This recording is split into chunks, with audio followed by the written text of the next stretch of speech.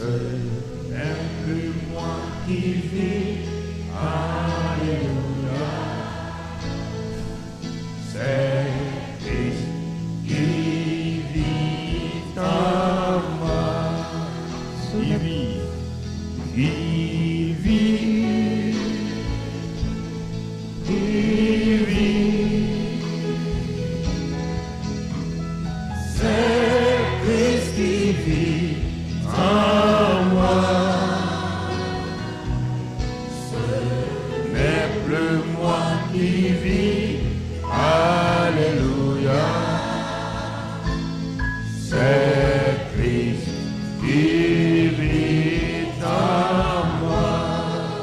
Qui vit, il vit, il vit. C'est Christ qui vit en moi. Ce n'est plus moi qui vis, alléluia.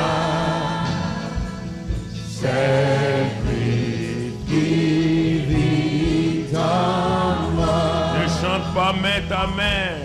Ce n'est plus moi qui vis, alléluia. C'est la réalité divine. C'est Christ qui vit en moi. Ce n'est plus moi qui vis, alléluia. C'est Christ qui vit en moi. Qui vit, il vit, il vit. C'est Christ qui vit en moi. Ce n'est plus moi qui vis, alléluia. C'est Christ qui vit en moi. Est-ce que les sœurs peuvent proclamer ça? Ce n'est plus moi qui vis, alléluia. Croyez de tout votre cœur.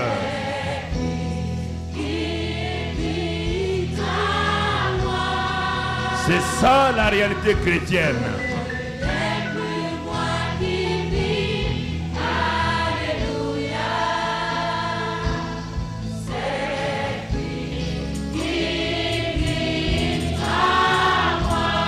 Maintenant les hommes. Ce n'est plus moi qui vis, alléluia. Réjouis-toi de cette réalité. Qui vit en moi. Ce n'est plus moi qui vis, alléluia. C'est Christ qui vit en moi. Ensemble maintenant.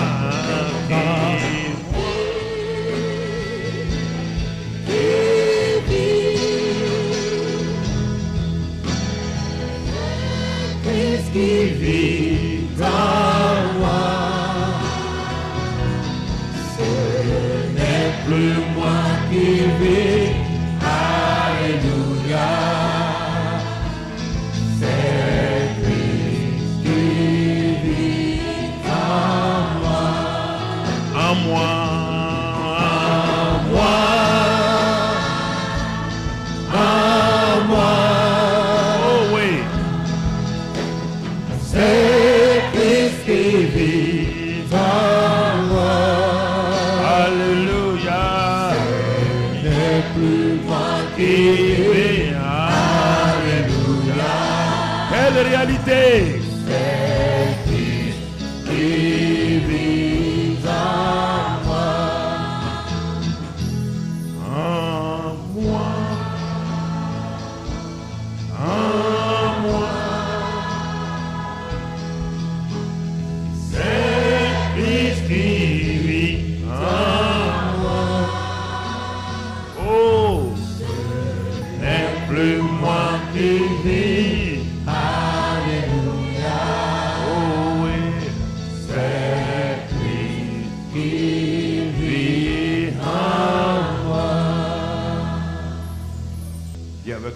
Seigneur, je le crois de tout cœur, que ce n'est plus moi qui vis, c'est toi qui vis en moi. Cette parole est certaine. J'y crois et je la confesse et elle se manifeste. C'est pourquoi ce matin, je te remercie car l'esprit de vie qui a ressuscité Jésus d'entre les morts est le même Saint-Esprit qui est en moi, qui vit en moi. Et il donne la vie à tout mon être, mon esprit, mon âme et mon corps. Et j'ai la victoire. Merci Père. Au nom de Jésus. Ce matin, nous rendons grâce à Dieu notre Père. Nous bénissons le roi des rois afin que nous puissions progresser avec lui dans cette année 2015. Il me semble que souvent les gens voient des slogans qu'on fait chaque année. Mais quand cet homme appelé Saul de Tarse, qui était un ennemi numéro 1 de Jésus, qui persécutait les chrétiens, qui n'avait aucune forme de vie en lui, il était un être religieux. Quand cet homme a rencontré Jésus-Christ, qu'il est né de nouveau, il a découvert quelque chose de très important. Il a découvert, malgré le fait qu'il n'a jamais rencontré Jésus, il n'a jamais vu Jésus, il a découvert deux faits. Disons trois faits. Le premier fait, j'ai été crucifié avec Christ. Voici un homme qui n'a jamais salué Jésus. Voici un homme qui n'a jamais rencontré Jésus. Où a-t-il eu cette révélation? Un homme qui n'a jamais rencontré Jésus, qui persécutait les chrétiens, qui ose dire, j'ai été crucifié avec Christ, avec ce Jésus-là. Premier fait.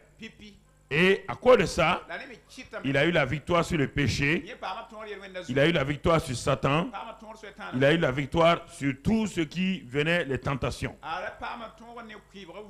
Deuxième fait que cet homme-là nous dit dans la parole, j'ai été ressuscité avec Christ.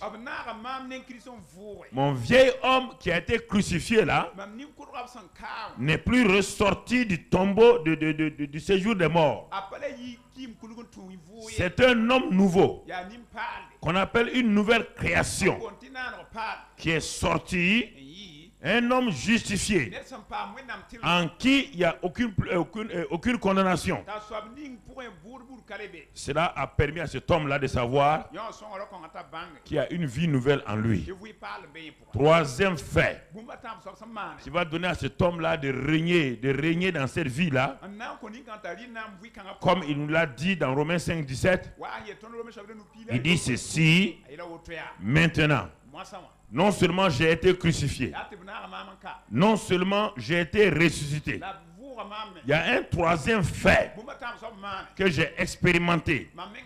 Et qu'à cause de ça, alors, plus rien ne peut prévaloir contre moi. Ce n'est plus moi qui vis, c'est Christ qui vit en moi. Alors quand il a dit cela, réfléchissez vous-même. Ce n'est pas un slogan. Il n'a jamais vu Jésus. Il n'a jamais rencontré Jésus. Il était, et même quand il a entendu parler de Jésus, il est devenu l'ennemi numéro 1 de Jésus. Cette déclaration-là, je vous pose la question. Vous croyez qu'il l'a faite comme ça? Et c'est ce qui a fait de cet homme-là le plus grand apôtre de tous les temps. Parce qu'il a accepté cette révélation. Est-ce que Paul est parti chez Pierre pour être délivré? Hein? Il est parti à une réunion de prière pour être délivré? Non, je vous pose la question. Mais a-t-il vécu la réalité, oui ou non? Frères et sœurs, a-t-il été enseigné comme nous sommes enseignés? Hein? Alors, comment a-t-il fait? Parce que quand il y a une révélation, on n'adhère pas à une révélation. On accepte la révélation. On vit dans la révélation. On la manifeste. C'est cette manifestation qui transforme votre vie. Parce que nous avons eu la vie éternelle lorsque nous sommes nés de nouveau. Nous ne sommes pas transformés. La vie éternelle est un fait ponctuel et définitif. Mais cette vie éternelle que nous avons reçue est en nous. Mais maintenant, elle doit se manifester dans notre âme, dans notre corps, et que ça commence à sortir pour aller vers les autres comme des fleuves d'eau vive, ce que nous avons vu depuis le début donc, de l'année. Alors, mon frère, ma soeur, Dieu nous donne une espérance. Si tu manques cette réalité de Christ en nous là, je ne sais pas comment tu vas faire. La délivrance n'apporte rien. Il ne s'agit pas de délivrance ici. Il s'agit de faire. J'ai été crucifié, j'ai été ressuscité, et maintenant ce n'est plus moi qui vis, c'est Christ qui vit. Ce n'est pas une promesse, c'est un fait, c'est une réalité. Aucun démon, ni dans le ciel, s'il y en a là-bas encore, ni en enfer, ne peut résister à aucun homme qui croit ça, qui marche dans ça. Il n'y a aucun démon qui peut le toucher, qui peut le toucher. Impossible. Je viens te parler de la part de celui qui dit qu'il est le même hier, aujourd'hui, éternellement. Je viens te parler de la part de celui qui dit il n'y a aucune ombre de variation en moi. Il dit je ne change pas. Ne t'inquiète pas, je suis avec toi et personne ne posera la main sur toi. Je te parle de cet homme-là. Écoute-moi mon frère, ma soeur. Il faut être chaud pour ce qui est chaud. Avec Jésus-Christ, quand on est chaud, on n'est jamais déçu. On n'est jamais déçu. Chaque jour, chaque soir, je vois des gens assis devant leur écran. Quand ils ont fini, ils sont déçus. Parce qu'ils veulent que leur équipe gagne. Ils ne sont pas sûrs que leur équipe va gagner. Mais moi, mon équipe gagne toujours. Alléluia. Alléluia. Alléluia. Car mon capitaine est en même temps entraîneur. Car mon capitaine, qui est entraîneur, est le buteur. Alléluia. Alléluia. Alléluia. Merci Seigneur. Gloire à Dieu. Gloire à Dieu. Gloire à Dieu. Assois-toi, calme-toi d'abord. Ça, c'est l'entrée en matière. Mon frère, ma soeur, ce matin, nous voulons aller pas à pas. Et notre titre ce matin, le secret du ministère de Jésus. Nous allons apprendre quelque chose. Quand tu vas écouter attentivement, dis avec moi, Saint-Esprit, j'ouvre mon cœur. Donne-moi la révélation de la parole. Car c'est la révélation de tes paroles qui est claire et qui donne l'intelligence aux simples.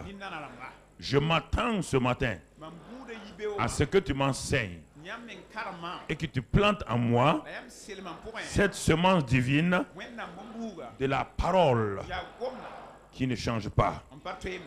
Amen. Alors, les secrets du ministère de Jésus. Jésus a été le premier témoin de Dieu sur la terre. Et il va nous montrer quel est réellement, qu'est-ce que c'est son secret. Et c'est pourquoi c'est le même apôtre Paul là. C'est lui qui a été habilité à nous révéler qui est Jésus. Là-haut, il était Dieu. Il est Dieu là-haut parfaitement. Mais quand l'ange Gabriel a été envoyé pour parler à Joseph, il a dit à Joseph, il dit, ta femme là, ta fiancée là, elle aura un enfant. Tu lui donneras le nom Jésus. C'est lui qui sauvera son peuple de ses péchés. Donc ça veut dire quoi? Ce Dieu qui est là-haut va porter un nom sur la terre. C'est le nom de Dieu incarné qui s'appelle Jésus. Au ciel, il n'y a pas de Jésus. Non, mon frère. Au ciel, il n'y a pas Jésus. Il y a Jéhovah là-bas. Mais Dieu dit à Gabriel, si quand tu vas descendre, tu dis que Jéhovah là va venir sur la terre, il va porter un nom, Jésus. Mais les gens ont dit, ah oui, mais Dieu vient dans toute sa puissance. Dieu vient dans toute son omnipotence. Il dit non. Et c'est Paul qui va nous révéler Jésus est venu sous quelle forme. Dans Philippiens 2 et au verset 4. Philippiens 2 verset 4. Et là, Paul dit que chacun de vous, au lieu de considérer ses propres intérêts, considère aussi ceux des autres. Ayez en vous les sentiments qui étaient en Jésus-Christ, lequel, existant en forme de Dieu, n'a point regardé comme une proie à arracher d'être égal à Dieu lui-même. Mais il s'est dépouillé lui-même. Ouais, il n'est pas resté Dieu. Parce que pour parler en français, c'est difficile. Quand on dit d'être égal à Dieu là. Non, ça veut dire quoi? De rester Dieu. Voilà, donc, voilà. Et maintenant, qu'est-ce qu'il va faire? Il s'est dépouillé lui-même. Il s'est dépouillé de quoi? Il s'est dépouillé de son omnipotence, de son omniscience. Il s'est dépouillé de ça en prenant une forme de serviteur, en devenant semblable aux hommes. Est-ce qu'il y a un homme omniprésent? Est-ce qu'il y a un homme omnipotent? Est-ce qu'il y a un homme omniscient? C'est ça que vous devez comprendre. Il s'est dépouillé en prenant la forme d'un serviteur, en devenant semblable aux hommes. Et la dernière partie, la dernière phrase dit, le verset 8 dit, il dit, et ayant paru comme un simple homme.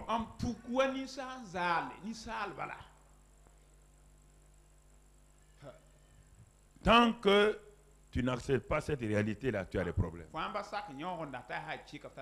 On n'a pas dit un homme. C'est pourquoi le Saint-Esprit a dit de décrire simple homme. Simple homme. Limité. Limité. Qui devait manger pour vivre. Qui devait dormir pour se reposer. Qui devait boire. Tant que tu n'acceptes pas ça là, tu ne peux pas accepter que Dieu peut t'utiliser. À chaque fois, tu vas élever Jésus comme Dieu. Dans sa semence, il est Dieu parce que la semence n'est pas venue d'un être humain appelé Joseph. Mais dans cette semence-là, il a enlevé tout ce qui est omniscience, omnipotence, tout. Et il reste seulement la vie. La vie.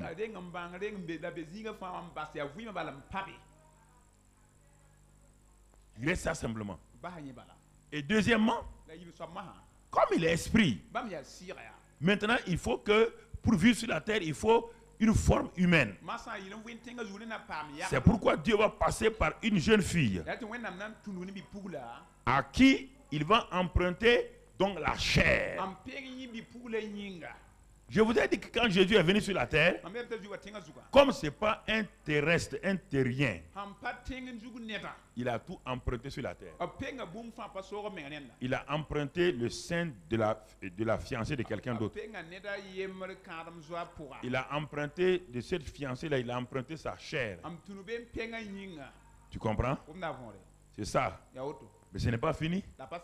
Et pour aller à Jérusalem, il a emprunté un anon. Pour manger son dernier repas, il a emprunté une grande salle. Tu comprends? Quand il est mort, même dans sa mort, il n'a pas de tombeau. Il a emprunté le tombeau de Joseph d'Arimathée. Regarde, c'est pour te montrer qu'il était un simple homme, limité. Et c'est ça, quand tu acceptes cette réalité. Parce que dans la Bible, quand on dit vérité, vérité veut dire réalité. Réalité. Donc, mon frère, ma soeur, c'est cet homme dont on parle ici. C'est cet homme-là dont on parle. Il dit il est devenu un simple homme. Un simple homme. C'est pourquoi il avait 2 pieds. Tu l'avais avec 3 pieds. Tu l'avais avec 2 têtes. Pourquoi vous mystifiez Jésus? Pourquoi vous voulez le mystifier? Pourquoi vous voulez l'élever, lui donner autre chose que ce que Dieu a dit qu'il est? Il avait faim, non? On dit il lui faim, il est parti pour chercher à manger, oui ou non? Est-ce que Dieu a faim? Dieu dans sa forme omnipotente, est-ce qu'il a faim? Mais Dieu dans la chair peut avoir faim, non? Doit avoir faim. Hein? Voilà, donc frères et sœurs, c'est cet homme-là dont on va parler de son ministère de témoin sur la terre, pour que toi et moi, nous osons croire que ce que lui-même dit là, nous pouvons être et faire la même chose. Pour que toi et moi, nous puissions comprendre. C'est pourquoi avant d'aller de l'avant, tu dois être fils de Dieu comme lui. C'est la seule chose qui te manque. Lui, il est un homme sans péché. Toi, tu étais un homme avec des péchés. Pour que vous soyez à égalité, qu'est-ce qu'il fait? Il te donne la vie que lui, il a. Tu deviens fils de Dieu comme lui. Maintenant, vous allez ensemble. Vous pouvez progresser ensemble. C'est pourquoi il a dit, le disciple, dans Luc 6,40, que le disciple n'est pas plus que son maître, mais que tout disciple accompli sera comme son maître. Tu comprends, mon frère? Ce sont ces choses-là. Il y a une incrédulité dans le monde chrétien. Une incrédulité. Les gens veulent se comparer à un Jésus, Dieu omnipotent. Non. Sur la terre, quand il était à Canaan, est-ce qu'il pouvait être à Jérusalem? Hein? Non. Rien. Et lui-même il parle. Frères et sœurs, regardons cet homme-là. Qu'est-ce qu'il a qualifié? Ce qu'il a qualifié, c'est Luc 4, verset 1 et verset 14. Le verset 1 dit d'abord que Jésus-Christ, rempli du Saint-Esprit, revint du Jourdain et fut conduit par l'Esprit dans le désert. Donc maintenant, c'est Jésus-là, c'est Jésus homme-là, avant de commencer son ministère, a été rempli du Saint-Esprit et conduit par le Saint-Esprit. Alors mon frère, ma soeur, ce qui est écrit ici là, c'est la même chose pour toi et moi. Pendant 30 ans, cet homme qui était là, qui est saint, qui marche dans la vérité, n'a pu rien faire, rien, absolument rien. Parce qu'il lui manquait la qualification remplie du Saint-Esprit. Il lui manquait ça. Il ne pouvait rien faire. Il l'a dit lui-même. Écoutez, frères et sœurs, c'est-à-dire que souvent nous faisons des choses parce que nous ne voulons pas. Sinon, ce n'est pas que Dieu n'a pas donné, nous ne voulons pas.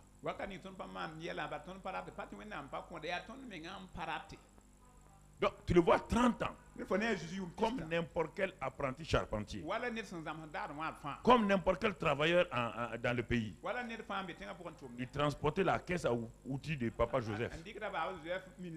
Il montait sur les toits des gens. Il mettait les toits des gens. Il n'avait aucune puissance. Il allait à la synagogue comme toi, tu vas dans ta religion. Il rentre à la synagogue. Les fous sont assis. Les malades sont assis. Il voit les gens mourir. Il ne peut rien faire. Il sort, il s'en va. Pendant 30 ans. Mais quand le ciel s'est ouvert, lorsqu'il a fini de prier et que le Saint-Esprit est descendu, on dit c'est Jésus là. Maintenant, il est rempli du Saint-Esprit et il est conduit par le Saint-Esprit. Ne va pas loin sans t'assurer de ces deux éléments-là, rempli et conduit du Saint-Esprit. C'est l'élément qui va te donner d'être égal à ton maître. C'est cet élément-là qui te donne d'être égal à lui. Parce qu'il va dire dans Jean 20, il dit que de même que le Père m'a envoyé, je vous envoie de la même manière que le Père m'a envoyé. Et c'est pourquoi il dit recevez le Saint-Esprit. Recevez le Saint-Esprit. Donc le Père l'a envoyé, il a reçu le Saint-Esprit. Il veut nous envoyer, recevez le Saint-Esprit. Alors donc frères et sœurs, pourquoi vous êtes, vous dites, ah moi je suis femme. En Christ, il n'y a plus de femmes, il n'y a plus d'hommes. Il n'y a plus de blancs, il n'y a plus de noirs. En Christ, il n'y a plus de petits, il n'y a pas de vieillards, il n'y a pas de jeunes. Donc vous voyez, le verset 14 dit, quand il a été rempli et conduit, maintenant il est parti prier et jeûner. Ça veut dire que lui-même a été obligé de jeûner et prier 40 jours. Il ne te demande pas à toi d'aller prier et jeûner 40 jours. Parce que les disciples, pour recevoir le Saint-Esprit, on n'ont fait que prier 10 jours. Ils n'ont même pas, on ne sait même pas s'ils ont jeûné, ce n'est pas bien écrit. Alors, revêtu de la puissance de l'Esprit, retournant en Galilée, et sa renommée s'est répandue dans tout le pays d'alentour.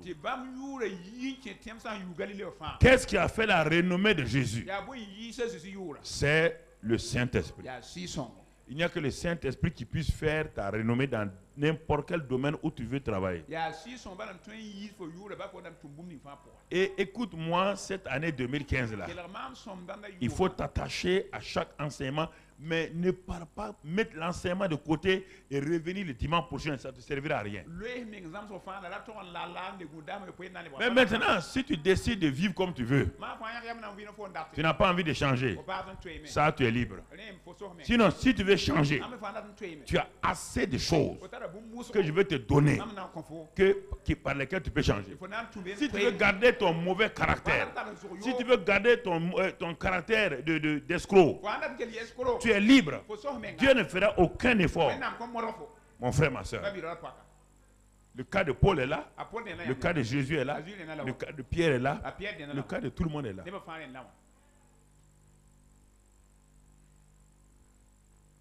Il n'y a pas d'autre argument. Quand le Saint-Esprit vient à nous, il nous rend saints. Parce que son nom l'indique, non? Alors mon frère, quand tu prends une bouteille d'eau, tu mets du sirop là-dedans. L'eau là devient quoi? On l'appelle l'eau encore? Il a la nature de quoi? Surtout le sirop grenadine. L'eau là était incolore. Une odeur. Hein? Et tu prends le sirop grenadine. Sirop pur ici. Tu mets dans la bouteille d'eau. Tu as 2 bouteilles de sirop. Oui ou non? Tu ne peux pas dire que tu as reçu le Saint-Esprit et que tu es différent de Jésus et tu continues à vivre dans l'impureté. Il y a quelque chose à écouter. Si vous ne voulez pas changer, ne changez pas. Mais ne mentez pas sur Dieu. Dieu libère. Comment le grand Saint-Esprit va venir en toi et tu continues à vivre comme tu veux. Frère, arrêtons de nous flatter nous-mêmes, chacun. On n'a pas besoin de prière pour ça. Dès le moment où le Saint-Esprit vient là, ça amène un changement. Le mauvais Paul là est devenu Saint Paul. Le meurtrier là est devenu un homme qui ne tue plus les gens. Ce n'est pas parce qu'il a prié, hein. C'est parce que le Saint-Esprit est venu en lui. C'est le premier fait que vous devez accepter. Arrêtez de prier sans le Saint-Esprit. Arrêtez de jeûner sans le Saint-Esprit. Le premier élément, c'est d'abord la présence du Saint-Esprit en vous. L'accepter comme un fait, accepter ça et le laisser manifester par la prière en langue. Par la prière en langue. Par la prière en langue. Il commence à se manifester. Il commence à se manifester. Il commence à se manifester. Maintenant, si tu jeûnes, le jeûne est pour te fortifier toi, mais c'est le Saint-Esprit qui est en toi qui est déjà ta force. Le jeûne ne fortifie pas quelqu'un. Le jeûne me permet de me mettre de côté, sans manger, sans boire, pour savoir la situation dans laquelle je me trouve là. Puisque j'ai trop de pensées. Quelle est la pensée de Dieu? Quelle est la pensée de Dieu? Le jeûne ne change pas Dieu. Le jeûne me change moi. Le jeûne n'amène pas Dieu à changer son programme. Il a dit que je ne change pas. Il a dit qu'il n'y a aucune ombre de variation en moi. Donc ton jeûne ne peut pas changer Dieu. Soit ton jeûne te change. Ton jeûne change ton mauvais caractère. Ton jeûne te brise toi-même. Ton jeûne te dit que ton attitude n'est pas correcte. Parce que le Saint-Esprit qui est en toi, tu lui donnes le temps maintenant. Or, avant ton temps de jeûne et prière, tu es allé à gauche, tu vas à droite. Tu es trop occupé. Il n'a pas le temps de te parler. Tu dis, bon, je vais mettre 3 jours à part. On peut parler maintenant. 3 jours. Tu vas commencer à te révéler ce qui fait tes défauts, ce qui fait tes faiblesses, ce qui fait ça. C'est ce temps de jeûne-là qui est important. Sinon, le jeûne lui-même, il ne change pas quelqu'un. Mais dans quel passage vous avez lu ça? Vous êtes agrafé à des choses religieuses comme ça. Si les jeunes changent les gens, on n'a plus besoin de Jésus. On n'a plus besoin du Saint-Esprit. Oui ou non? Voilà, frères et sœurs. Il faut savoir faire les choses en harmonie.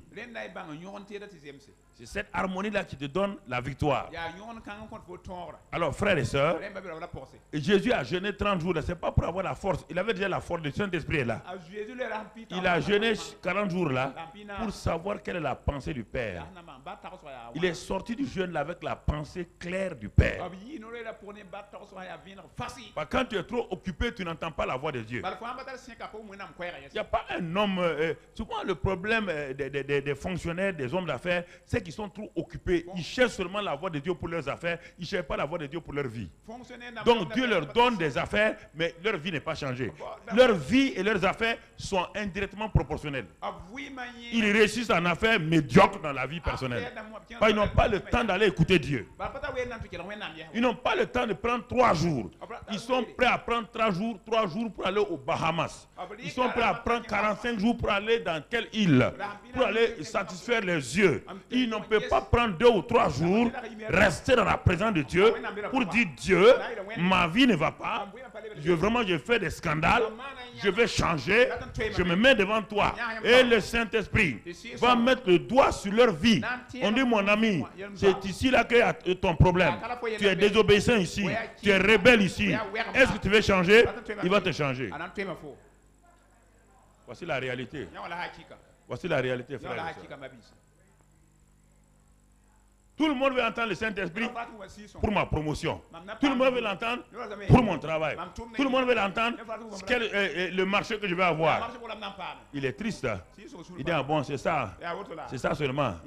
Donc, la vie que tu mènes là, ce n'est pas une vie qui me plaît. L'odeur est nauséabonde. Tu ne veux pas changer ça? Non, non, non, je ne veux pas changer ça. Dis-moi combien de milliards je vais avoir. Saint-Esprit, ce marché, je vais l'avoir. Saint-Esprit, est-ce que je vais être promu directeur général? Saint-Esprit, est-ce que je serai chef de service? Saint-Esprit, et je serai tel mari, je serai telle femme. Il dit, je vais te donner tout. Mais ta vie. Et ta vie. Et ta vie. Voici, vous êtes tranquille là, vous êtes silencieux là. C'est ça. Et ta vie. Ta vie, c'est quoi?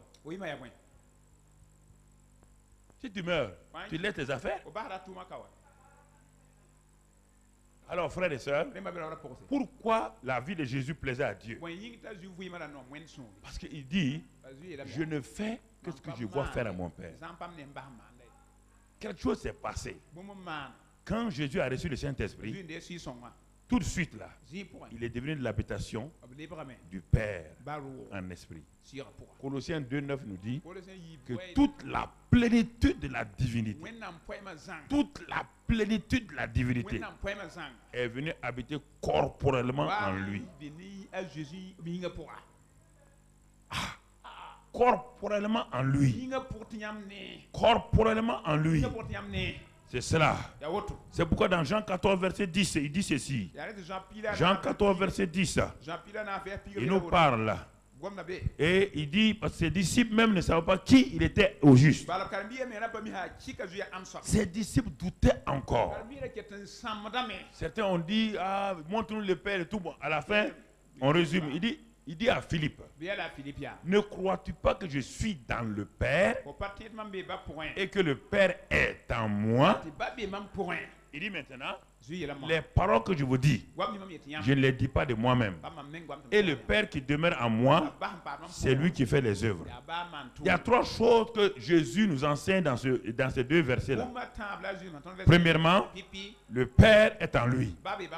Deuxièmement, il ne dit que les paroles du Père. Troisièmement, il ne fait que les œuvres du Père. Alors tout témoin de Christ, si tu n'as pas la réalité de ces trois sphères-là, c'est un problème pour toi. Je dis encore, je répète. Il dit, ne crois-tu pas que le Père est en moi et que je suis dans le Père et que les paroles que je dis, ce ne sont pas mes paroles et que les œuvres que je fais, ce ne sont pas mes œuvres? Trois choses. Premièrement, Jésus déclare, il proclame, il dit à tout le monde, ne me regardez pas. Il dit, le Père est en moi. Le Père est en moi. Deuxièmement, toutes les paroles que je dis là sont les paroles que le Père prononce à travers moi. Et les œuvres que vous voyez faire là, tous ces miracles là, il dit c'est pas moi, c'est le Père toujours, par le Saint-Esprit qui habite en moi, qui fait les œuvres. Alors je pose la question, comment veux-tu vivre dans cette vie? Comment vis-tu? Comment vis-tu? Regarde déjà comment tu es en désharmonie avec ce que je suis en train de t'enseigner. On va faire tel programme. Jésus te dit, lui n'a pas de programme. Jésus te dit, lui n'a pas de parole. Jésus te dit, lui n'a pas d'œuvre. La seule chose, le Père qui habite en lui. Deuxièmement, les paroles qu'il veut dire là, il les reçoit du Père. Troisièmement, les œuvres qu'il fait là viennent du Père. Non, écoutez. Avez-vous découvert toutes ces réalités-là? C'est important que vous compreniez ces réalités. Mon frère, ma soeur. Regardez Jean 12, verset 49. Concernant les paroles. Jean 12, 49. Qu'est-ce qu'il dit dans ce passage-là? Car je n'ai point parlé de moi-même, mais le Père qui m'a envoyé m'a prescrit lui-même ce que je dois dire et annoncer. Le Père m'a prescrit. C'est étonnant. Ah, mais on pensait que Jésus disait ce qu'il voulait, qu'il faisait ce qu'il voulait. Jésus dit non, vous ne comprenez pas. Je ne suis pas descendu pour faire dans Jean 6, 63, 33, mais je suis descendu pour faire la volonté de mon Père. Alors je te pose la question. Un ambassadeur est envoyé dans un pays pour faire quoi? Pour faire la volonté de son. L'ambassadeur ne dit que les paroles de son. Il ne fait que les œuvres de son. Alors, comment voulez-vous être ambassadeur de Christ, témoin de Christ? Vous faites ce que vous voulez, vous dites ce que vous voulez, et vous voulez être en harmonie avec le Seigneur. Voici le vrai problème des chrétiens aujourd'hui. Ils ne veulent pas que Dieu leur parle quelque chose que ce qu'ils veulent. Je veux ça là. Il faut que Dieu me donne ça. Ils vont acheter des pasteurs, mettre dans leur maison des pasteurs qui vont prier jusqu'à ce que Dieu fasse ça là. Et c'est pourquoi beaucoup de gens meurent avant leur temps. Parce que si tu rentres dans la volonté permissive de Dieu, Dieu ne te protège plus. Il va te donner ce que tu veux. Il va plus te protéger.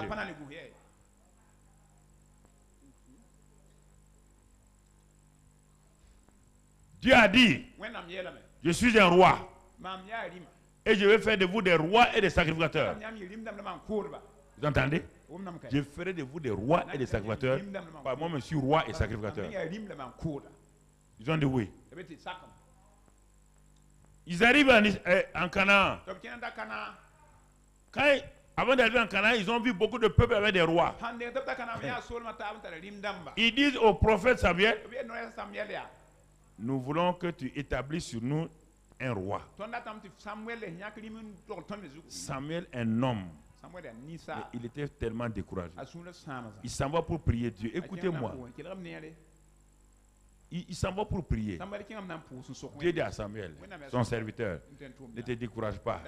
Ce n'est pas toi qui les rejette. C'est moi qui les rejette. Ils ne veulent pas que je sois roi sur leur vie. Alors, on va leur donner un roi. On va leur donner des rois et des rois. Écoutez, frère, toute la série des rois d'Israël était dans la volonté permissive. Aucun roi, ni David, ni personne n'était dans la volonté parfaite de Dieu. Écoutez-moi, hein. Je vous parle sérieusement. Aucun. Ils ont jeté Dieu comme roi. Dieu va leur donner des conditions. Tous les rois que je vais vous susciter là, ils vont prendre vos femmes, vos enfants comme vos filles comme femmes, vos enfants comme soldats, des serviteurs. Vous allez payer des impôts. Vous allez tout payer. Ils ont dit oui. Est-ce que vous comprenez? Dieu est roi. Et ils veulent qu'ils soient des rois tous. Ils ont refusé. C'est écrit dans le livre, si tu vas déjà dans Exode, tu trouveras ça. Maintenant, ils veulent un roi. Alors que Dieu est leur roi. Dieu dit, vous aurez des rois. Tous les rois d'Israël, aucun n'était la volonté parfaite. Tous, y compris David, étaient la volonté permissive. Aucun. Vous entendez? Dieu leur a donné pour nous enseigner quelque chose. C'est pourquoi c'est fini. Dieu il a mis fin à la série noire des rois. Il est revenu lui comme le roi des rois encore. Il est revenu pour faire ce qu'il veut. Jésus, le roi des rois, et toujours nous, quoi? Des rois et des sacrificateurs. Il l'a dit à Pierre, il l'a dit dans Apocalypse 1, Jean 1, 5 et dans Apocalypse 5. Dieu ne renonce pas. Si vous interrompez le programme de Dieu, il va l'interrompre. Mais quand il va le recommencer, là où ça a été interrompu. Dans ta vie, c'est ça. Si tu bloques la main de Dieu pendant 15 ans, quand Dieu va revenir vers toi pour te faire démarrer, il te fait démarrer là où il t'a trouvé à 15 ans. Et c'est pourquoi des gens ont des problèmes. Là où il ne veut pas t'amener là où tu n'es pas. Tu t'es arrêté avec Dieu où? Ici? Et toi, tu penses que tu es là? Non, Dieu te ramène où? Là où la chaîne a été brisée. C'est là qu'il t'amène. Et c'est pourquoi beaucoup de gens ont des problèmes. Ils n'arrivent pas à avancer. Leur vie n'est pas dans la plénitude. Jésus, regardez Jésus. Mais moi, je suis étonné, je suis émerveillé en même temps. Regardez-le comment il avance. Il dit, je ne fais que ce que je vois faire au Père. Je ne dis que ce que le Père m'a dit de dire. Ce que le Père m'a prescrit, c'est ce que je dis. C'est ce que j'annonce. Ce que le Père m'a prescrit. Oh, les œuvres. Dans Jean 10, verset 37. Jean 10, verset 37. On a vu les paroles, voyons les œuvres maintenant. Jean 10, verset 37. Il dit, si je ne fais pas les œuvres de mon Père, vous voyez bien, il n'y a pas d'œuvre à faire. Parce que le ministère de Jésus n'était pas son... Ouais, le problème aujourd'hui, tout le monde proclame son ministère. Moi, je ris quoi. Tu n'as pas de quel ministère tu as? Jésus appelle son ministère là les œuvres de son Père. Parce qu'il savait que s'il avait des œuvres à lui-même, sachant que lui-même ne peut rien faire, ça va être de la jalousie, des mesquineries, autre chose. Il appelle son ministère là les œuvres de son Père. Alors, si c'est les œuvres de son Père, c'est sûr et certain, voilà, relisons ça. Si c'est les œuvres de son Père, je ne fais que, si je ne fais pas les œuvres de mon Père, ne me croyez pas. Mais si je les fais, quand même vous ne me croyez point, croyez à ces œuvres-là, afin que vous sachiez et reconnaissiez que le Père est en moi et que je suis dans le Père. Regardez encore, il nous dit la même chose. Comment pouvons-nous faire l'œuvre de Dieu si le Christ n'est pas en nous? Si nous ne sommes pas soumis au programme de Christ? Frères et sœurs, notre vie n'est pas une vie dichotomique, une vie séparée, une vie laïque et une vie religieuse. Non. Non. La vie d'un chrétien est une vie intégrée. Et tu dis, ouais, moi je travaille dans telle société. Dieu n'a pas de société. Non, mon ami. Quand tu travailles là-bas, là, tu es un envoyé de Dieu là-bas. Comment tu travailles? Quel est ton témoignage dans cette entreprise-là? Quel est ton témoignage dans cette université-là? Quel est ton témoignage dans cette ONG-là? Quel est ton témoignage dans tel service d'État-là? Ah, tu penses que toi, tu as ta vie laïque de travailleur et tu as une vie spirituelle? Tu as déjà vu ça? Tu as vu ça? Mon frère, ma soeur. Parce que tu ne comprends pas que Christ est une réalité. Donc il dit ici, mais si je fais les œuvres là, sachez que le Père est en moi. Il n'arrive pas à saisir. Il dit, ah, mais Jésus est fort, hein? Mais non, Jésus dit non, ce n'est pas moi, c'est le Père qui est en moi. Ah bon? Mais pourtant on t'appelle Seigneur. Non? Dis oui, je le suis. Pourtant on t'appelle fils de Dieu. Je le suis.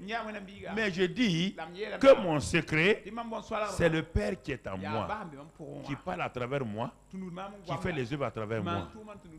Si c'était ainsi que nous marchions, on serait vraiment dans la paix, dans le repos. Nous voulons provoquer des choses que nous ne pouvons pas faire. Nous voulons faire des choses que nous ne pouvons pas faire. Et on est triste. Frères et sœurs, si tu sais que ce frère-là a le Saint-Esprit en lui, moi j'ai le Saint-Esprit. Si nous devons faire quelque chose ensemble, mais j'ai tellement confiance en lui. Mais si je crois, c'est moi qui dois faire quelque chose. Lui, il s'oppose à moi. Automatiquement, il y aura concurrence. Non. Le Saint-Esprit en toi. Le Saint-Esprit en moi. Regardez Moïse et Betsalel. Ils n'ont pas le Saint-Esprit en eux, mais ils avaient le Saint-Esprit sur eux. Dieu donne une vision à Moïse. Quand il parlait là, il n'y avait personne. Il était seul. Dans la présence de Dieu, 40 jours. Dieu lui révèle tous les secrets. Mais Dieu sait que Moïse, il n'est pas inventeur. Il n'est pas décorateur même. Il ne sait même pas mettre les rideaux. Dieu est au courant de ça. Frères et sœurs, ne croyez pas que vous pouvez tout faire. Il faut être insensé pour croire que vous pouvez tout faire. Je ne le crois même pas un temps soit peu. Je ne crois même pas que je peux tout faire. Je ne crois même pas que je peux faire le 10e. J'ai vu mon Seigneur qui avait besoin de 12 disciples. J'ai vu mon Seigneur qui était suivi par des femmes qui avaient de l'argent, qui mettaient leur argent à la disposition de mon Seigneur. J'ai vu mon Seigneur que pour faire la multiplication des pains, il a fallu un petit garçon avec 5 pains et 2 poissons. Lui, il dépend des autres. Il n'a pas dit, ah, mais un petit garçon avec 5 pains, 2 poissons, c'est une honte pour moi.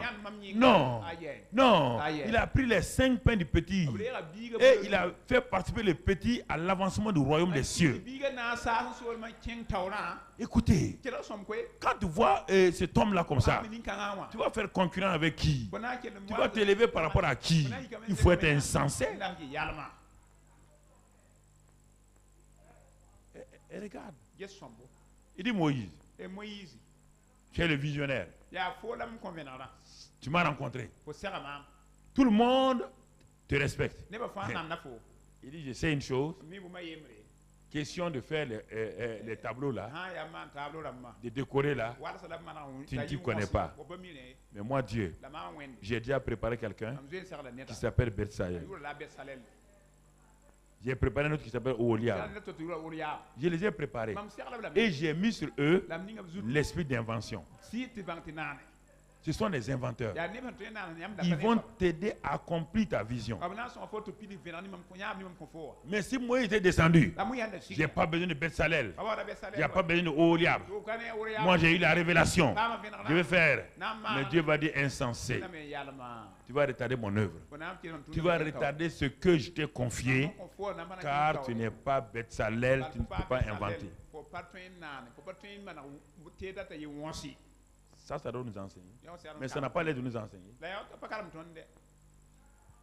Il n'y a personne que Dieu élève sans apporter des personnes de ressources pour vous aider.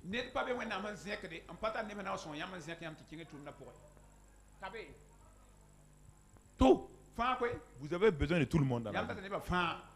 Nous avons besoin de tout le monde dans la vie.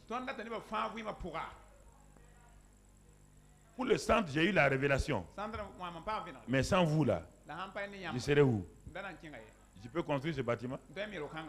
J'avais l'argent pour ce bâtiment. Dieu a parlé de la télévision. J'ai construit la télévision. C'est moi qui ai mis les techniciens à la télévision. C'est moi qui ai formé les techniciens. Non. Écoutez, dans la vie, la dépendance, la collaboration, l'entente, ça montre quelle qualité d'homme vous êtes. Mais si vous ne vous entendez pas les gens, si vous ne collaborez pas les gens, vous avez beau avoir tous les secrets, vous êtes disqualifiés. Dieu, c'est pourquoi Jésus s'est rendu dépendable. S'est rendu dépendable. Et le grand Dieu là, il ne peut rien faire. Le grand Dieu ne peut pas gagner une seule âme sur la terre sans toi et moi. Tu entends? Sans toi et moi, le grand Dieu va regarder le monde périr, aller en enfer.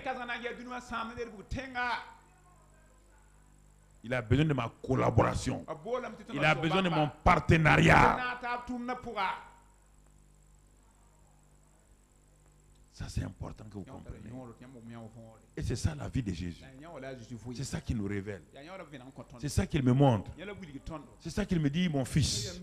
Si tu veux réussir, fais comme je fais. Le Père en moi, par le Saint-Esprit. C'est ça.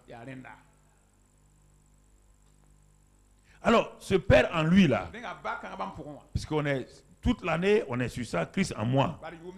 Mais je prends d'abord ce mois-là, Christ en nous, c'est ce premier aspect que je prends pour que nous puissions comprendre. Alors, regardons maintenant ce Jésus-là, puisqu'il a déclaré que le Père est en lui, c'est le Père qui parle. On va voir la dynamique, on va mettre ça en dynamique. On a vu la statique, on va maintenant dynamiser le message. On va sortir des témoignages précis de la vie de ce Jésus-là. On l'a vu, il a déclaré. Mais on ne l'a pas vu sur le terrain encore. Comment ça se passe sur le terrain? Comment? Tu as fait une école d'électricité. Formidable. Mais on te dit d'aller en travaux publics. Ça, c'est pour savoir si tu as bien compris la leçon d'électricité. On t'amène sur le terrain maintenant. Regardons Jésus sur le terrain. Ce qu'il a dit, est-ce que c'est vrai? Allons dans Marc 4. Marc 4, verset 35. Marc 4, 35. Allons dans Marc 4, 35 et regardons ce que la Bible nous dit. Ce même jour, sur le soir, Jésus leur dit, passons à l'autre bord. Jésus leur dit, passons à l'autre bord. Bon, on va s'arrêter. Mon ami, je ne t'ai pas dit d'aller vite. On va s'arrêter sur ce verset 35. On s'arrête sur le 35. Donc, le 35 nous dit quoi? Ce même jour, sur le soir, Jésus. En tout ça, Jésus. On va passer à la leçon pratique maintenant. On a rassemblé les éléments comme en marketing. On a rassemblé les éléments. On va dépouiller et on va sortir maintenant notre schéma pour fonctionner sur le terrain. On parle de Jésus. On prend un cas pratique. Jésus. De quel Jésus on parle? Retourne à la leçon qu'on vient de voir. Le Jésus rempli du... Le Jésus conduit par le... Le Jésus revêtu de la puissance du... Le Jésus qui est conscient de la présence du Père, hein? Et le Jésus par lequel le Père parle. Et le Père agit. C'est lui qui est là. Ah oui, on est dans la leçon pratique maintenant. On a fini avec la théorie. On prend la pratique. On le voit sur le terrain. On le voit sur le terrain. On dit Jésus. Mais de quel Jésus? Le Jésus dont on vient de parler. Rempli du Saint-Esprit. Revêtu de la puissance du Saint-Esprit. Conscient que le Père est en lui. Que le Père parle à travers lui. Qui ne fait rien sans que le Père parle. Et tout ça. Alors, donc c'est Jésus-là. Qu'est-ce qu'il va faire? Il va parler. Qu'est-ce qu'il dit? Il dit, passons à l'autre bord. Suivez-moi. Hein? Passons à l'autre bord. Ah. Passons à l'autre bord.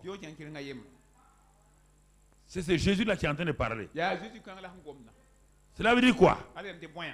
Il invite ses disciples à faire un voyage avec lui sur la mer. La mer, c'est le monde. Et il va entrer dans leur barque. Leur barque là, c'est leur vie.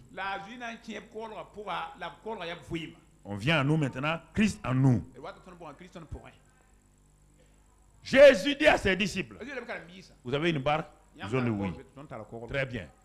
Je vais entrer dans votre barque. Je vais vous enseigner quelque chose. J'entre dans votre barque, étant rempli du Saint-Esprit, de la présence du Père, j'ai les paroles du Père. Et je vais vous amener deux niveaux à la fois. Ma propre vie est un témoignage. Et ce que je vais vous montrer pendant ici, là, vous allez comprendre. Donc, Jésus entre dans leur barque. Mon frère, ma soeur. Alors, regardons, puisque Jésus ne fait rien sans que le Père ait parlé, et que la parole de Jésus est la parole de qui? Du Père. Alors, le Père dit au Seigneur Jésus, dis à tes disciples que vous allez faire un voyage. Passons à l'autre. Alors, en même temps, parallèlement, il est en train de nous parler ce matin. Tu es du côté de cette terre-là. Dieu te dit, on va voyager pour qu'on arrive à le bord de l'éternité.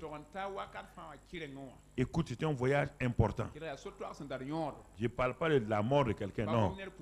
Dès que tu es converti, tu commences un voyage avec Jésus.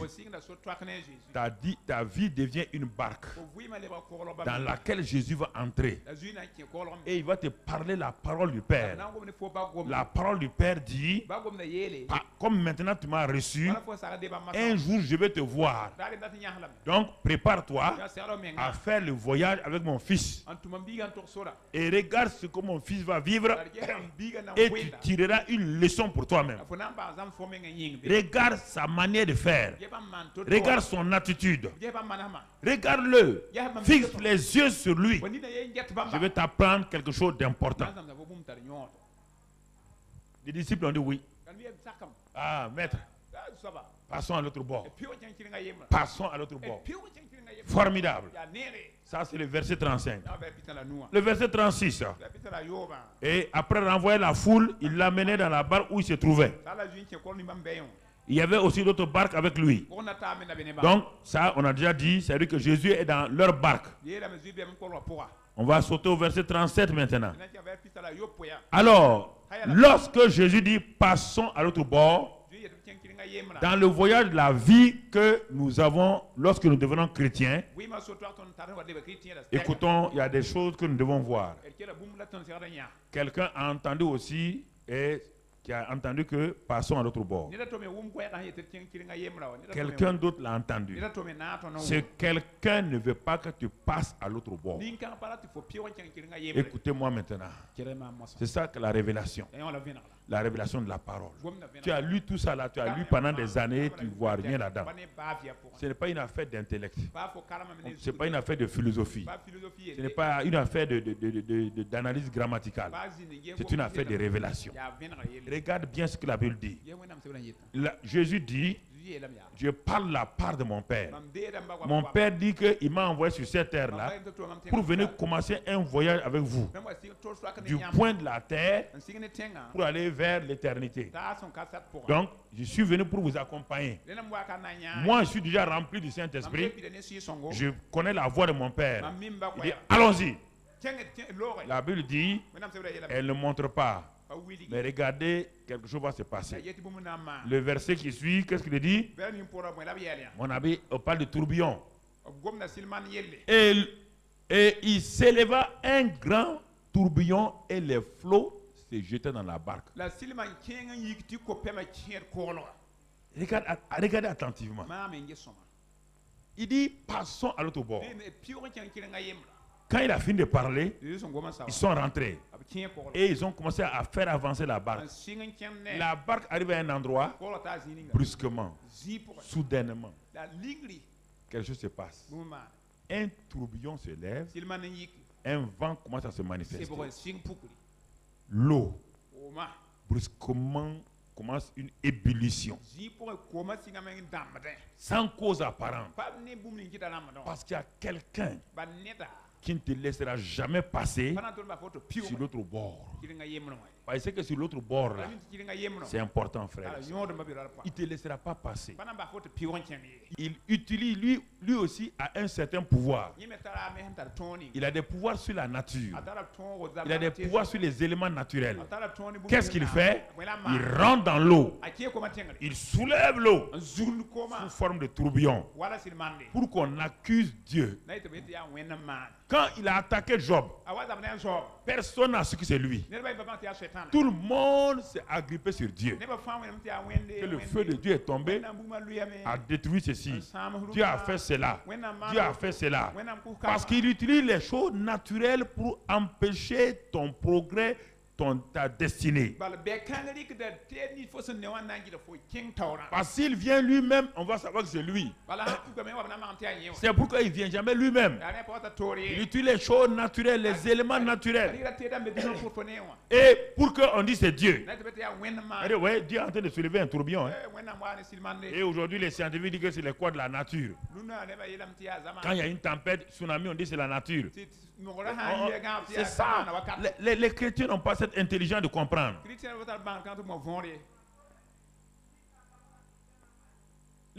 Les tempêtes ont commencé à sévir sur Job. Qui était derrière? Toi, tu lis maintenant, mais qui était derrière? Qui était derrière tout ça là? Est-ce que Job le savait? Sa femme le savait? Sa femme a dit de maudire qui? Donc, Dieu qui est à l'auteur de ça? Selon sa femme, qui est en train de nous faire ça? Dieu n'est pas bon. Oui, c'est ça qu'il convainc les gens. On dit, ah, mais pourquoi telle personne est morte, il a servi Dieu, il est mort. Tout le monde se plaint que, mais pourquoi Dieu fait ça là? Pourquoi Dieu me fait ça? Misérable, Dieu te fait ça. Toi, misérable, Dieu va faire toi à toi. Même moi, je ne te fais pas ça. Tu accuses Dieu forcément là. Dieu te fait quoi? Si Dieu veut t'enlever, il fait fou, Dieu est parti. Pourquoi tu es orgueilleux comme ça? Que Dieu me fait ça. Moi j'ai servi Dieu 10 ans, j'ai servi Dieu 15 ans. Et tes péchés là, tu les as avoués. Ce sont tes péchés peut-être parfois qui ont fait que Dieu et Satan t'a attaqué.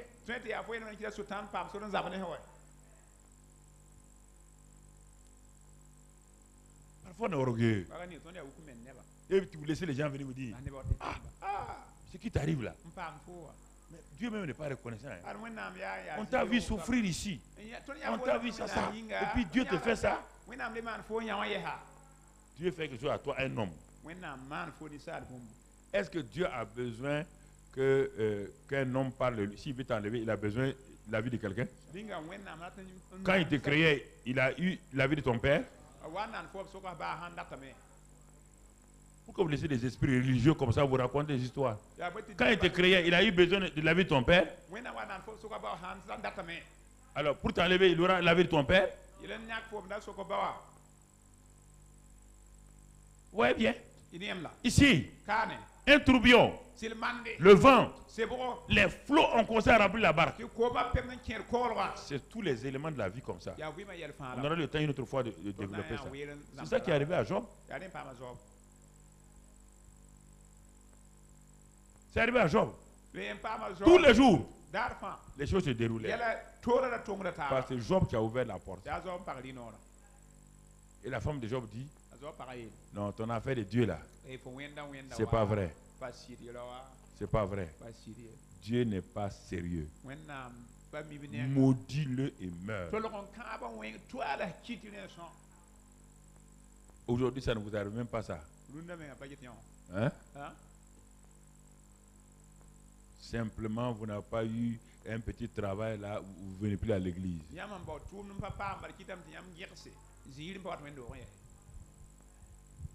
Vous créez des problèmes vous-même et vous en voulez à Dieu. Mon frère, si Dieu veut te promouvoir, tu crois qu'il va t'enlever comme ça, te mettre quelque part? Il faut qu'il arrête d'abord ton travail là avant de te promouvoir. Et c'est ça que vous n'aimez pas. Vous n'aimez pas ça. Un jeune homme a couru vers un pasteur et dit, hey, pasteur, il faut prier pour moi. Je veux être un pourvoyeur du ministère là. Pasteur, je veux construire une grande église pour toi.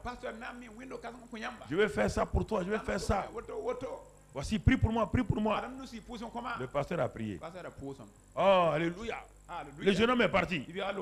Quand il est parti, le lendemain, il arrive au service, licencié. Il court, il vient dire au pasteur que lui n'aime pas ça. Lui, il a prié.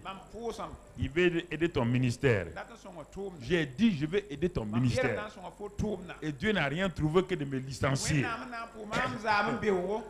Mais le pasteur la regarde, il arrive. C'est ça avec les chrétiens. Tu as dit, tu veux m'aider.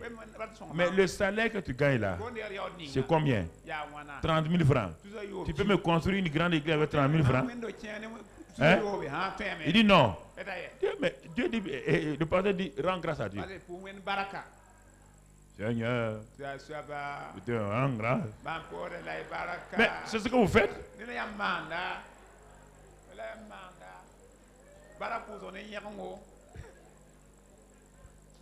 Mais c'est ça. Maintenant que il a été licencié, il était en train de chercher un travail. Et quelques jours encore, Dieu lui a donné un nouveau travail où le salaire a été presque 5 fois. Il dit, ah, donc l'affaire du pasteur là, ça marche. Hein.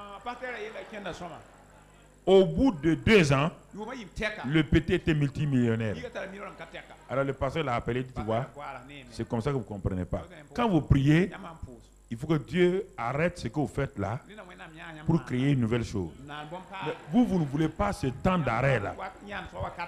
Je dis, là où tu es là, ce qu'on t'a arrêté là, c'est pour ta promotion. Mais toi, tu ne crois pas ça, tu crois qu'on est contre toi. Mais c'est normal. Si on doit te promouvoir, il faut qu'on arrête l'ancien travail. C'est ça, mon frère. Il ne faut pas avoir peur. Donc, Satan a levé le tourbillon. Mais Jésus est dans la barque, oui ou non? Il est dans la barque avec qui? Jésus est dans ta barque, oui ou non? Tu es en train de traverser la mer du monde là, oui ou non? Tu as des tourbillons, oui ou non? Tu as des tempêtes, oui ou non? Mais pourquoi tu ne restes pas tranquille? Jésus a déjà dit quoi? Qu'est-ce que Jésus a dit? Quand il a dit ça, qui a parlé à travers lui? Et Dieu veille sur ça pour ce qu'il dit. Est-ce que ça peut s'arrêter? Il a dit passons sur l'autre. Est-ce qu'il a dit allons nous noyer? Est-ce qu'il a dit allons mourir? Alors mais pourquoi vous êtes troublés?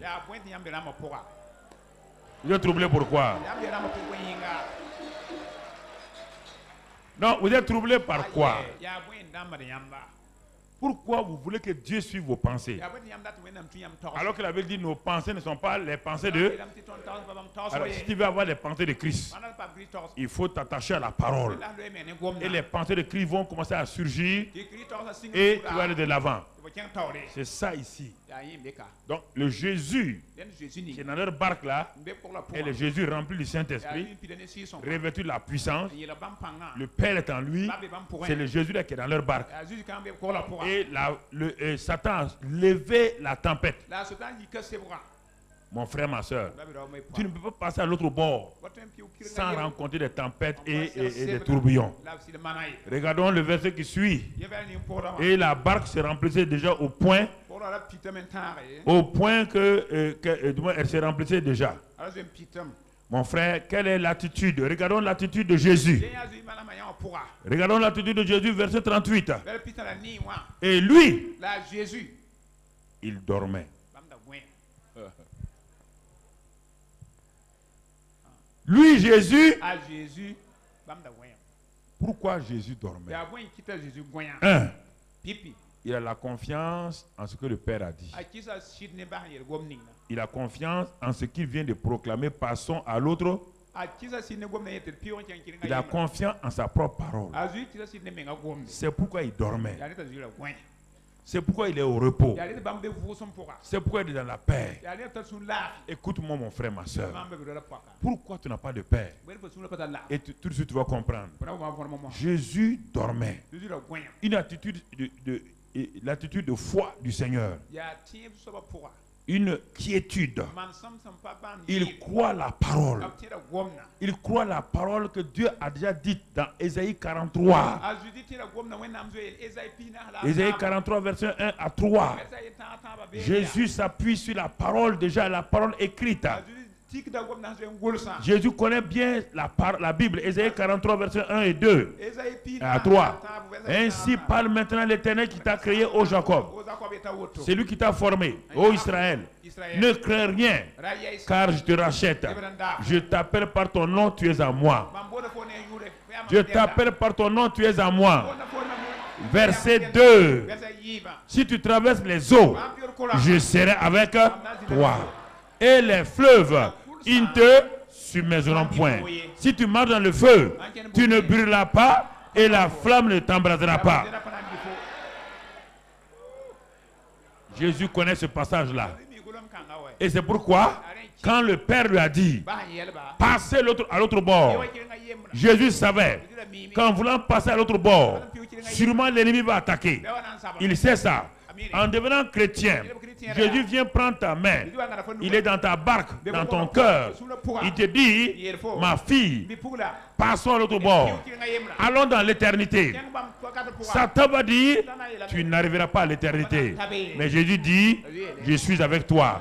Si tu traverses les fleuves, les eaux tourmentées, le feu, Je ne te délaisserai point. Je suis avec toi. Base-toi ce soir, mon frère. Ne te base pas sur tes sentiments. L'attitude de Jésus. Lui, il dormait. Lui, il dormait. Mon frère, ma soeur, dès le moment où il est au repos, tu dois regarder attentivement. Si Jésus est au repos, tu dois avoir une attitude de repos. Mais l'attitude des disciples, la peur, l'inquiétude, l'incrédulité les a saisis. C'est terrible. Jésus est dans leur barque. Jésus est dans ta barque. Ta vie. Mais pourquoi tu es rempli de peur, d'inquiétude? Pourquoi? Tu vas voir textuellement comme ses disciples. Puisque tu es disciple de Jésus, nous sommes disciples de Jésus. Voici les premiers disciples de Jésus. Il est dans leur barque, leur vie. Il est là physiquement. L'homme qui a tout pouvoir est là. Mais la peur, les inquiétudes et l'incrédulité les a saisis. Pourquoi, mon frère? Pourquoi, ma soeur? Ils ont oublié les paroles que le Père a donné à Jésus de prononcer. Ils ont oublié la parole qui dit passons à l'autre bord. La plupart du temps, quand vous avez des problèmes, vous oubliez toute la parole de Dieu. Votre cerveau devient vide. C'est ça qui vous crée la peur. C'est ça qui vous crée la peur. Dès que l'ennemi attaque, dès qu'on vous dit, ah, tu as telle maladie, tout de suite là, tout devient blanc en vous. Il y a un vide en vous. Et automatiquement, la nature ayant horreur du vide, Satan remplit ce vide-là par la peur. Parce que vous n'avez pas développé la parole pratiquement en vous. Vous venez écouter la parole à l'église. Mais ça, ce n'est pas suffisant. À l'église, là, moi, je vous communique la parole. Mais dans vos situations, dans vos tourbillons, vous devez vous rappeler cette parole-là. Donc, mon frère, ma soeur, ils ont eu peur. Ils ont oublié la parole. Deuxièmement, frère, ils ont oublié quoi? Et leurs yeux étaient fixés sur les situations et non pas sur Jésus. Jésus est le chef et le consommateur de notre foi. Dans Hébreux 12, il est dit, fixez vos regards sur lui. L'auteur de votre foi est le consommateur de votre foi. C'est extraordinaire. Jésus est là avec eux. Il est en train de dormir. Une attitude de paix, de repos. Il détourne leurs yeux de Jésus. Il donne dos à Jésus. Et il regarde les tempêtes, les tourbillons. Vous voulez qu'ils aient la foi comment? Au lieu d'avoir les yeux fixés sur le consommateur de la foi, l'auteur, ils ont donné dos à l'auteur de la foi. Regarde ta situation. Pourquoi tu es troublé? Pourquoi depuis des années tu luttes? Pourquoi tu n'avances pas? Pourquoi tu ne regardes jamais l'auteur et le consommateur de la foi en pleine tempête? C'est lui qui était là. C'est Jésus là. Il est le Fils, en qui se trouve le Père et le Saint-Esprit. Toute la plénitude de la divinité. Le créateur des eaux et des eaux. Le créateur de tout était dans la barque. Dans leur barque. C'est lui qui contrôle tout dans leur barque. C'est lui qui saisit tout dans leur barque. Mais il donne dos à celui qui contrôle les choses et il regarde aux choses naturelles. La plupart du temps, c'est ça, mon frère, ma soeur. Ah, mais ça n'ira pas. On va nous attaquer ici. On va nous faire ceci. On a dit que les sorciers sont ici. On a dit que les ennemis sont là. C'est ça qui a créé la peur. La peur.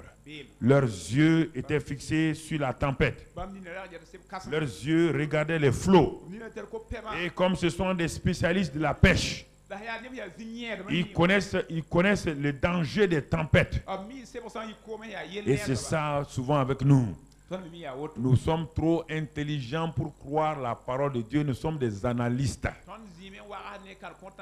Nous sommes des experts. Quand il y a quelque chose, on veut tout commenter dans le naturel. On veut tout monter dans le naturel. On veut tout analyser dans le naturel. Et c'est ça qui nous crée des problèmes. On dit, oh, mais, bon, on va aller voir tel frère là, il est spécialiste en quaqualogie. Et il nous raconte toute une histoire qui ne tient pas debout. Qui ne tient pas debout.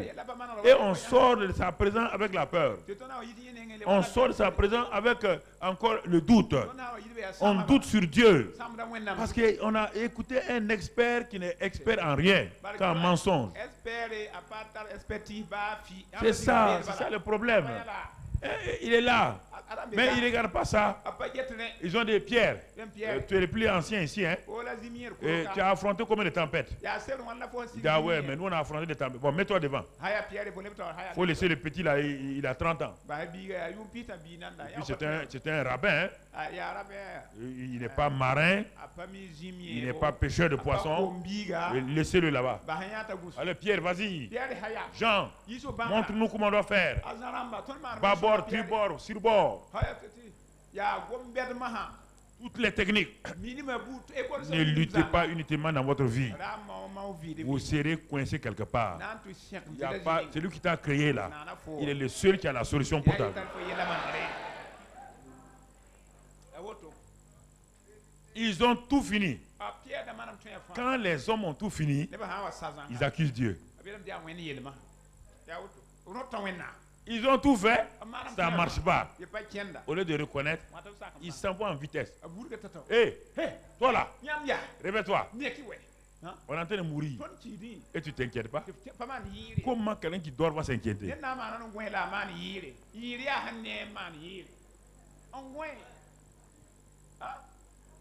S'il dort, c'est qu'il n'est pas inquiet. Vous devez faire quoi? Vous devez vous asseoir autour de lui. S'il dort, nous aussi on s'assoit. Si lui ne va pas mourir, si lui n'est pas en danger, nous ne sommes pas en danger. Il n'a pas dit je passerai sur l'autre bord. Il a dit passons.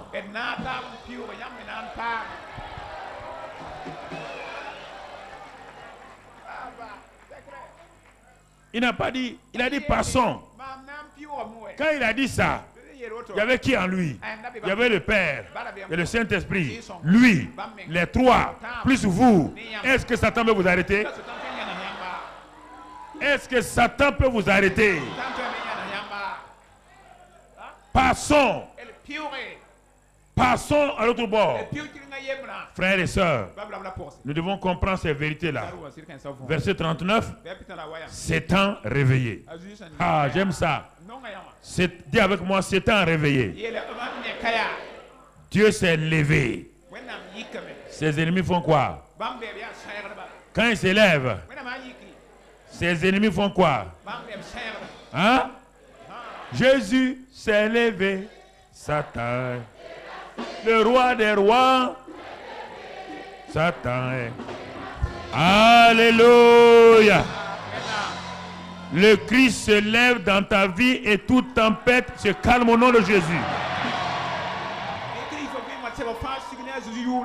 En cette année 2015, le Christ se lève et tout vent contraire dans ta vie cesse maintenant au nom de Christ Jésus.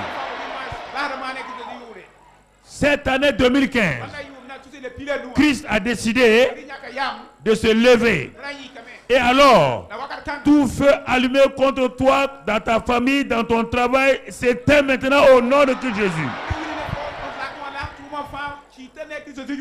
Christ se lève et tout tourbillon de maladie se disperse maintenant au nom de Christ Jésus. Mon frère, ma soeur, Christ se lève dans ta vie. Il a assez dormi. Il a vu tes tempêtes. Christ se lève, il voit tes ennemis. En cette année 2015, il se lève et tes ennemis tournent le dos au nom de Jésus-Christ. Cette année 2015, oh Christ voit partout les flots sataniques remplis ta barque. Toutes les injustices, tous les problèmes familiaux, il voit tout cela. Et il se lève et il parle à tes flots et les flots se calment au nom de Christ Jésus. Cette année, mon frère, ma soeur, le Seigneur va faire calmer toutes choses si tu le reconnais au nom de Jésus. Si tu le célèbres au nom de Christ Jésus, alors il va t'élever comme jamais il t'a élevé. Il va te glorifier comme il n'a jamais glorifié. Parce que Christ en toi, l'espérance de la... Christ en toi, l'espérance de la... Et cette gloire est pour toi si tu élèves le Christ. Ce matin, la croix, c'est là, mon frère. Croix, c'est là, ma soeur. Le Seigneur est avec toi. Au nom de Christ Jésus. Amen. Assois-toi. Puis il leur dit, pourquoi avez-vous peur? Comment n'avez-vous point de foi? Ils furent saisis d'une grande frayeur et se dirent les uns aux autres, quel est donc celui-ci à qui obéissent même le vent et la mer? Ah, vous êtes avec lui? Vous dites, ah, Jésus, vous l'appelez maître et vous dites, qui est celui-ci? C'est ça, frère. Donc on peut être avec Jésus longtemps. On peut être avec lui. Et brusquement, une révélation vient. Il dit, ah bon? Mais pourtant, ils sont avec lui. Ils sont avec lui à longtemps.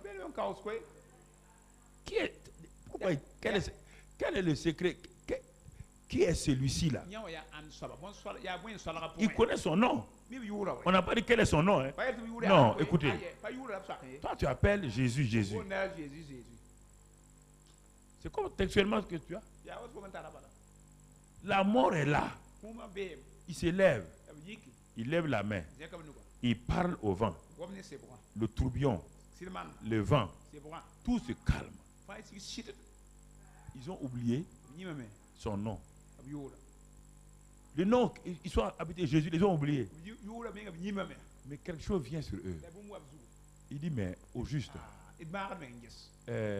l'homme qu'on suit là,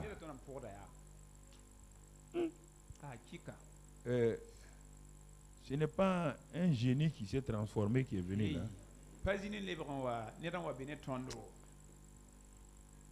Mais Pierre dit à son frère André, c'est toi qui m'as amené à Jésus là. Est-ce que tu t'es bien renseigné? Mais qui est celui-ci? Écoutez, ça veut dire ils l'ont suivi sans comprendre. Ils n'ont jamais accepté quand il parlait de lui. Ils n'ont jamais accepté. Et ce matin-là, il y a plein de gens comme ça. Vous n'avez pas accepté. Si vous avez accepté ce qu'il a dit, quand vous avez dit Jésus est Seigneur là, vous n'allez même pas vous poser la question. Dites, qui est celui-ci? Qui est celui-ci? Vous suivez quelqu'un, vous voyagez avec lui, vous dormez avec lui, vous mangez avec lui, il vous a envoyé faire le ministère et vous arrêtez. Qui est celui-ci? Ça veut dire qu'il vous manquait la révélation. Beaucoup de gens disent qu'ils servent Dieu. Ils ne le connaissent pas. Ils n'en ont pas la révélation. Et c'est ce qui fait qu'ils continuent à marcher comme ils veulent. Ils font ce qu'ils veulent. Ils ne l'ont jamais rencontré. Ils ne savent pas qui il est. Ils n'ont pas vu Jésus. Ils n'ont pas vu le Saint-Esprit, du moins, opérer dans un être limité. C'est pourquoi ils l'ont appelé maître, ils l'ont appelé Seigneur, ils l'ont appelé Rabbi. Mais maintenant, les mêmes gens qui lui ont donné tous les noms disent, qui est celui-ci à qui même le vent obéit? Qui est celui-ci là? Avant qu'ils aient fini cette phrase-là, ils sont arrivés à l'autre bord.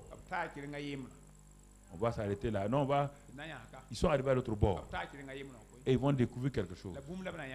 Quand ils arrivent à l'autre bord là, dès qu'ils mettent les pieds sur le sable, écoutez, ils vont découvrir quelque chose maintenant. Et on va le voir la prochaine fois. Quand ils mettent les pieds sur le sable, il voit un homme bizarre qui quitte un cimetière. Un homme que personne ne peut contrôler. Que personne sur la terre ne peut contrôler. Écoutez, c'est une révélation que je ne vous ai pas encore donnée. Un homme qui menace le monde. Un homme qui contrôle le monde. Un homme qui a la terreur du monde. Aucun être humain, aucun fer, aucun moyen humain n'a pu le paralyser. Et qui ont posé la question, qui est celui-ci là par rapport au vent? Ils vont découvrir Jésus sous une autre dimension. Un homme extraordinaire. Un homme qui a en lui Satan. Vous entendez? Qui a en lui Satan. Et en face de cet homme-là, il y a un autre homme qui a en lui Dieu. Bon, je préfère laisser ça pour la prochaine fois. Vous rencontrez un homme qui a Dieu. L'autre homme a Satan. Et il a toute une armée. 2000 soldats. 2000 démons de Satan sont en lui. Il s'appelle Légion.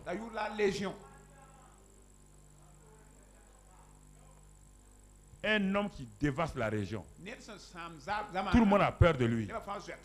C'est cet homme-là qu'on appelle Légion. Je vais vous donner la révélation plus tard. Vous ne pouvez pas comprendre ça maintenant. Pose tes mains sur tes entrailles, ton ventre. Crois cela, mon frère. Actuellement, toi qui as les yeux fermés et qui as posé tes mains sur tes entrailles, sur ton ventre, réalise ce matin qu'il y a des fleuves de puissance, les fleuves surnaturels qui sont emprisonnés en toi, qui attendent d'être libérés pour aller vers le monde. Que le monde soit délivré, que le monde soit guéri. Et le Seigneur te dit, mon enfant, mais pourquoi emprisonnes-tu mes flots divins?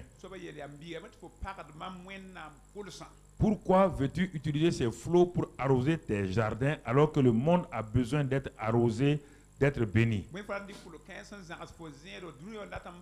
Ces flots ne t'appartiennent pas. C'est le puits qui t'appartient. Ça, c'est pour ta consommation locale. Mais les fleuves, les flots là ne t'appartiennent pas. Pourquoi es-tu si égoïste? Ne veux-tu pas donner aux autres ce que j'ai mis en toi? Pourquoi laisses-tu la peur, l'inquiétude, l'incrédulité empêcher que les flots divins, les flots surnaturels jaillissent de toi pour aller vers les autres? Alors veux-tu prendre ce matin la décision de laisser ces flots qui bouillonnent en toi depuis le moment où tu m'as connu et qui veulent sortir? C'est pourquoi tu es si insatisfait. C'est pourquoi tu n'as pas la paix. Parce que tout est tourné sur toi-même.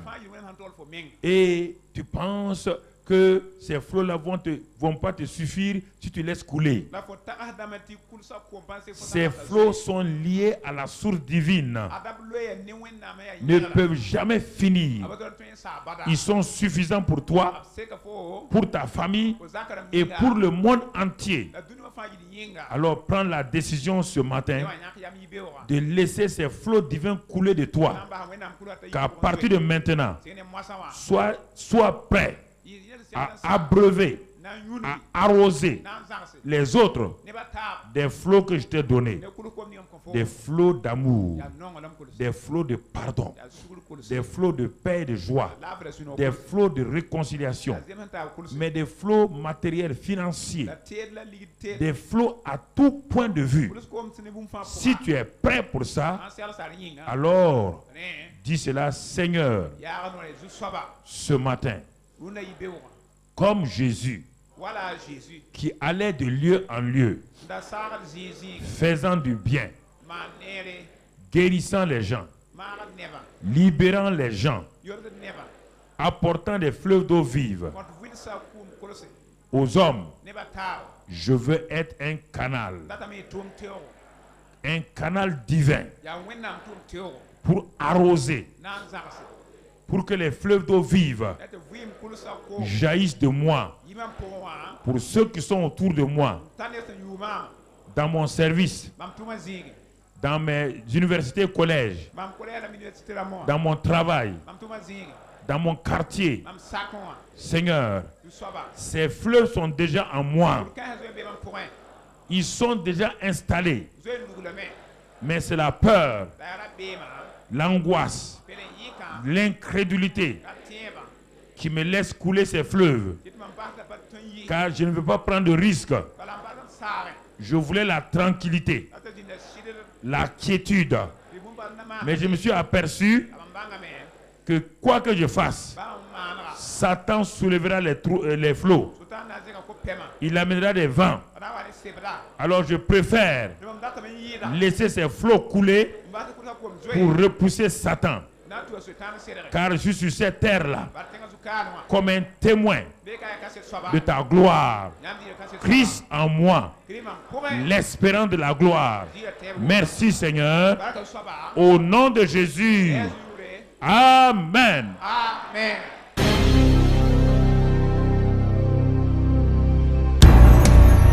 Le Seigneur établit chacun de vous comme une sentinelle. Et il vous donne des paroles de puissance. Les gens seront étonnés. Ce que vous direz dans vos quartiers, dans vos villes, dans vos nations, dans vos pays, ce que vous direz, les gens vont prêter attention à partir de maintenant. Vous avez tellement la valeur que les gens vont venir vers vous. Ils sauront que vous avez la parole de vie. Et alors vous ouvrirez votre bouche. Vous leur donnez la parole de vie au nom de Christ Jésus. Vous allez les libérer au nom de Christ Jésus. Vous allez les changer au nom de Christ Jésus. C'est pourquoi le Seigneur m'a dit te dire que tu es important à ses yeux et que tu es fille de l'homme et qu'il t'établit ce matin au nom de Jésus-Christ. Parle et dis avec moi. Pharaon. Jusqu'à présent, le monde a eu peur de toi. Mais mon père m'a dit de dire que tu ne ressembles à rien, qu'un simple arbre qu'on déracine, qu'on brûle. C'est pourquoi tu n'as pas de pouvoir sur moi. Toutes tes malédictions venant de mes ancêtres, même d'Adam, ont été déracinées. J'ai été libéré en Jésus-Christ. Je suis béni de toutes les bénédictions. Satan, tu n'as pas d'emprise sur moi. Quoi que tu fasses, je suis protégé par le sang de Jésus. Par le sang de Jésus.